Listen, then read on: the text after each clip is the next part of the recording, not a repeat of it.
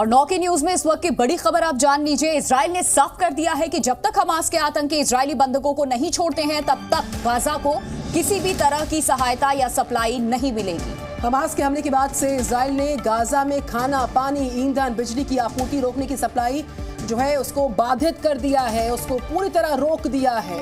तो ये बड़ी खबर इस वक्त सामने आ रही है। आपको वो ये भी बता दें, यूएन यानी कि संयुक्त राष्ट्र ने ये बताया है कि इजराइल की सेना ने कहा है कि उसने 10 लाख फिलिस्तीनियों को 24 घंटे के भीतर उत्तरी गाजा खाली करने के लिए कहा है। इजरायली सेना के इस संदेश का मतलब ये कि वो कभी भी इस इलाके में बड़े जमीनी हमला करने को तैयार हैं। उत्तरी गाजा में करीब 11 लाख लोग रहते हैं। इजराइल की ये चेतावनी लोगों पर लागू होती है जो कि यूएन के बनाए हुए शेल्टर होम्स में रहते हैं।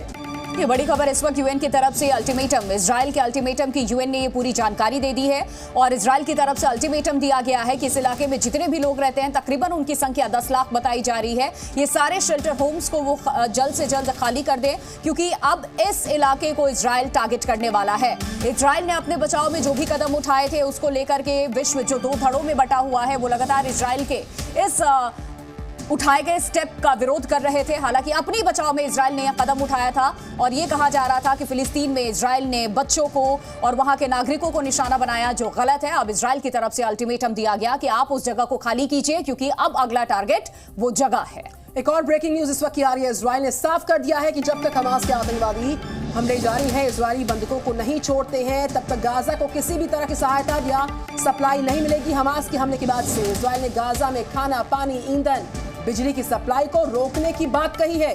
तो इजराइल के ऊर्जा मंत्री इजराइल काट्ज ने सोशल मीडिया पर यह कहा कि जब तक इजरायली बंधकों को रिहा नहीं किया जाएगा तब तक बिजली का एक भी स्विच और पानी का नल चालू नहीं किया जाएगा इजराइल की तरफ से। इसके साथ ही ईंधन का एक भी ट्रक प्रवेश नहीं कर पाएगा, बॉर्डर क्रॉस नहीं करेगा, तो गाजा में ट्रक की एंट्री नहीं हो पाएगी। यह स्पष्ट कर दिया गया इजराइल की तरफ से।